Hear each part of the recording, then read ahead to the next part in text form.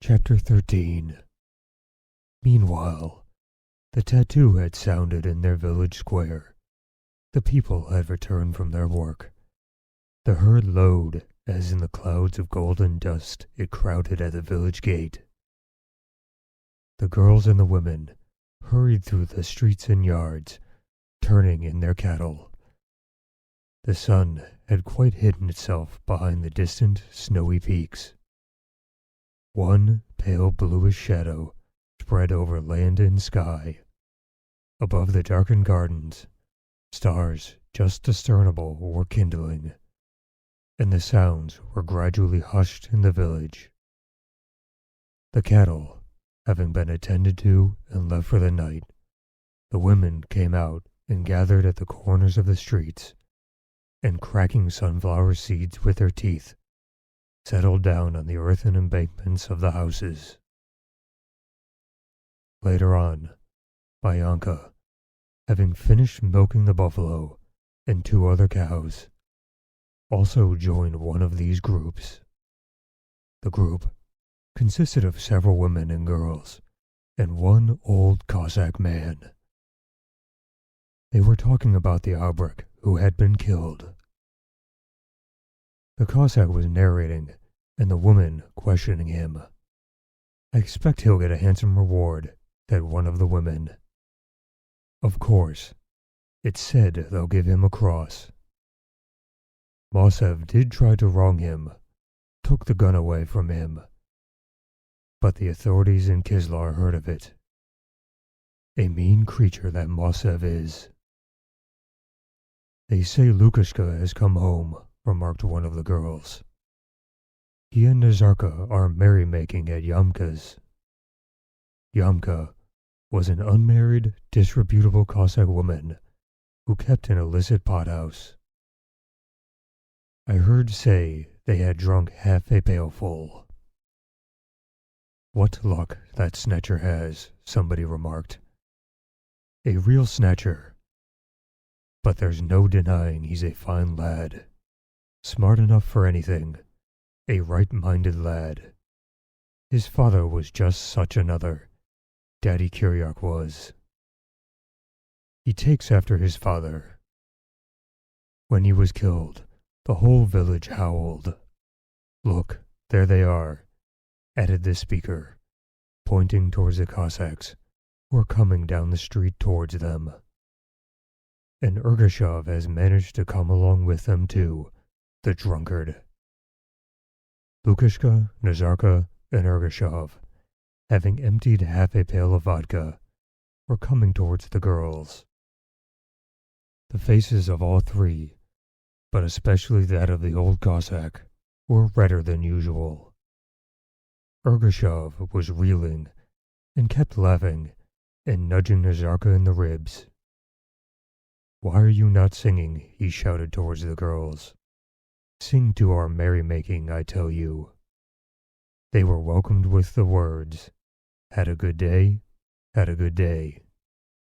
"Why sing? It's not a holiday," said one of the women. "You're tight, so you go and sing." Ergashov roared with laughter and nudged Nazarka. "You better sing, and I'll begin too. I'm clever, I tell you." "Are you asleep, fair ones?" said Nazarka. "We've come from the cordon to drink your health. We've already drunk Lukashka's health." Lukashka, when he reached the group, slowly raised his cap and stopped in front of the girls. His broad cheekbones and neck were red. He stood and spoke softly and sedately, but in his tranquility and sedateness there was more of animation and strength than in all of Nazarka's loquacity and bustle. He reminded one of a playful colt that with a short and flourish of its tail suddenly stops short and stands as though nailed to the ground with all 4 feet. Lukashka stood quietly in front of the girls. His eyes laughed, and he spoke but little as he glanced now at his drunken companions and now at the girls. When Mayanka joined the group, he raised his cap with a firm, deliberate movement, moved out of her way, and then stepped in front of her with one foot a little forward, and with his thumb in his belt, fingering his dagger. Mayanka answered his greeting with a leisurely bow of her head, settled down on the earth bank, and took some seeds out of the bosom of her smock. Lukashka, keeping his eyes fixed on Mayanka, slowly cracked and spat out the seeds. All were quiet when Mayanka joined the group. "Have you come for long?" asked a woman, breaking the silence. "Till tomorrow morning," quietly replied Lukashka. "Well, God grant you get something good," said the Cossack. "I'm glad of it, as I've just been saying." "And I say so too," put in the tipsy Ergashov, laughing. "What a lot of visitors have come," he added, pointing to a soldier who was passing by. "The soldier's vodka is good. I like it." "They've sent 3 devils to us," said one of the women. "Granddad went to the village elders, but they say nothing can be done." "Aha! Have you met with trouble?" said Ergashov. "I expect they have smoked you out with their tobacco," asked another woman. "Smoke as much as you like in the yard, I say, but we won't allow it inside the hut. Not if the elder himself comes. I won't allow it. Besides, they may rob you. He's not quartered any of them himself. No fear. That devil's son of an elder." "You don't like it?" Ergashov began again. "And I've also heard say that the girls will have to make the soldiers' beds and offer them shakir and honey," said Nazarka, putting one foot forward and tilting his cap like Lukashka. Ergashov burst into a roar of laughter, and seizing the girl nearest to him, he embraced her. "I tell you true." "Now then, you black pitch," squealed the girl. "I'll tell your old woman." "Tell her," shouted he. "That's quite right, what Nazarka says. A circular has been sent around. He can read, you know, quite true." And he began embracing the next girl. "What are you up to, you beast?" squealed the rosy, round-faced Ustenska, laughing and lifting her arm to hit him. The Cossack stepped aside and nearly fell. "There, they say girls have no strength, and you nearly killed me. Get away, you black pitch. What devil has brought you from the cordon?" said Ustenka, and turning away from him, she again burst out laughing. "You were asleep and missed the Albrecht, didn't you? Suppose he had done for you, it would have been all the better." "You'd have howled, I expect," said Nazarka, laughing. "Howled, a likely thing. Just look, she doesn't care. She'd howl. Nazarka, eh? Would she?" said Ergashov. Lukashka, all this time, had stood silently, looking at Mayanka. His gaze evidently confused the girl. "Well, Mayanka, I heard they've quartered one of the chiefs on you," he said, drawing nearer. Mayanka, as was her wont, waited before she replied, and slowly raising her eyes, looked at the Cossack. Lukashka's eyes were laughing, as if something special, apart from what was said, was taking place between himself and the girl. "Yes, it's all right for them, as they have 2 huts," replied an old woman on Mayanka's behalf. "Better for Mushkins, now they have also one of the chiefs quartered on them, and they say one whole corner is packed full with his things, and the family have no room left."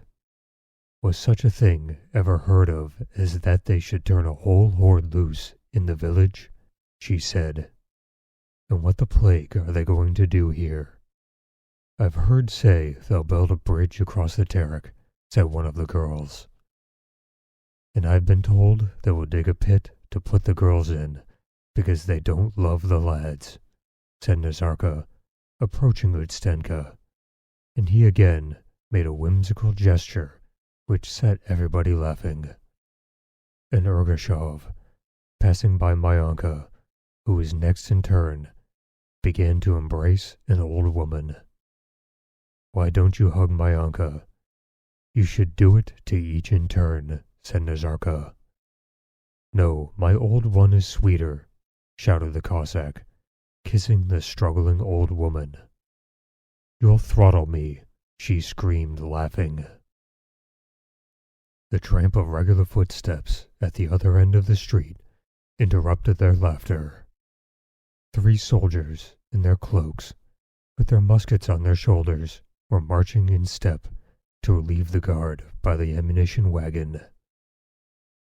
The corporal, an old cavalryman, looked angrily at the Cossacks and led his men straight along the road where Lukashka and Nazarka were standing, so that they should have to get out of the way. Nazarka moved, but Lukashka only screwed up his eyes and turned his broad back without moving from his place. People are standing here, so you go round, he muttered, half turning his head and tossing it contemptuously in the direction of the soldiers. The soldiers passed by in silence, keeping step regularly along the dusty road. Myanka began laughing, and all of the other girls chimed in. What swells, said Nazarka, just like long-skirted choristers. And he walked a few steps down the road, imitating the soldiers. Again, everyone broke into peals of laughter. Lukashka came slowly up to Myanka. And where have you put up the chief?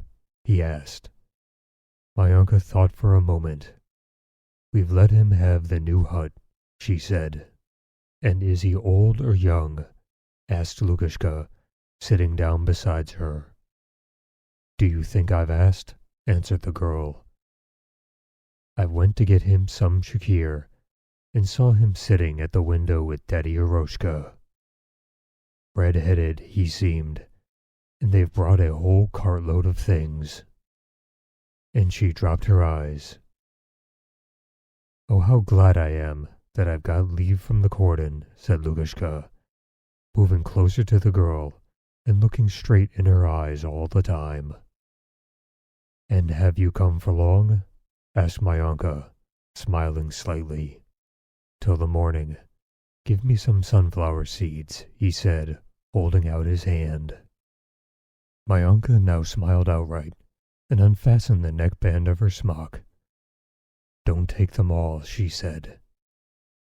Really, I felt so dull all the time without you. I swear I did, he said in a calm, restrained whisper. Helping himself to some seeds out of the bosom of the girl's smock, and stooping still closer over her, he continued with laughing eyes to talk to her in low tones. I won't come, I'll tell you, Myanka suddenly said aloud, leaning away from him. No, really. What I wanted to say to you, whispered Lukashka. By heavens, do come. Myanka shook her head, but did so with a smile.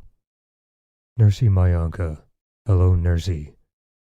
Mammy is calling, supper time, shouted Myanka's little brother, running towards the group. I'm coming, replied the girl. Go, my dear. Go alone. I'll come in a minute. Lukashka rose and raised his cap.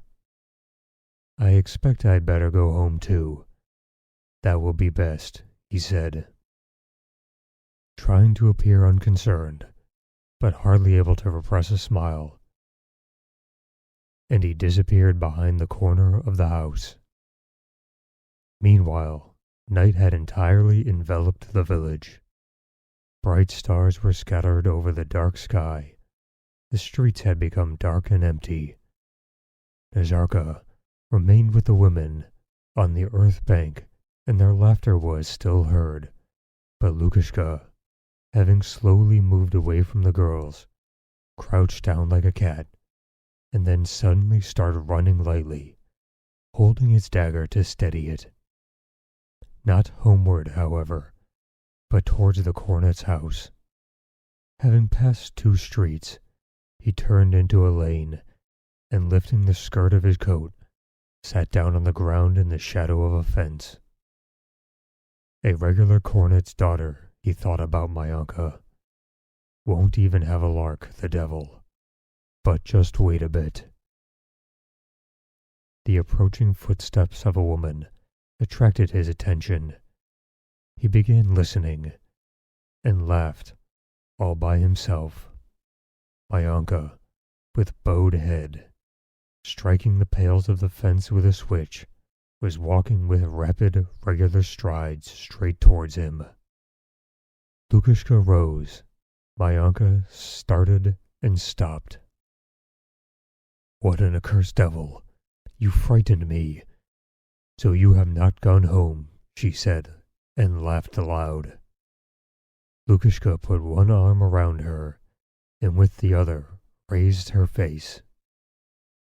"What I wanted to tell you, by heaven," his voice trembled and broke. "What are you talking of, at night time?" answered Myanka. "Mother is waiting for me, and you better go to your sweetheart." And freeing herself from his arms, she ran away a few steps. When she had reached the wattle fence of her home, she stopped and turned to the Cossack, who was running beside her, and still trying to persuade her to stay a while with him. "Well, what do you want to say, midnight gadabout?" And she again began laughing. "Don't laugh at me, Myanka, by the heaven. Well, what if I have a sweetheart? May the devil take her. Only say the word, and now I'll love you. I'll do anything you wish. Here they are." And he jingled the money in his pocket. "Now we can live splendidly. Others have pleasures, and I get no pleasure from you, Myanka dear." The girl did not answer. She stood before him, breaking her switch into little bits with a rapid movement of her fingers. Lukashka suddenly clenched his teeth and fists. "And why keep waiting and waiting? Don't I love you, darling? You can do what you like with me," said he suddenly, frowning angrily and seizing both her hands. The calm expression of Myanka's face and voice did not change. "Don't bluster, Lukashka, but listen to me," she answered, not pulling away her hands, but holding the Cossack at arm's length. "It's true I am a girl, but you listen to me. It does not depend on me, but if you love me, I'll tell you this. Let go of my hands. I'll tell you without. I'll marry you, but you'll never get any nonsense from me," said Myanka, without turning her face. "What? You'll marry me? Marriage does not depend on us.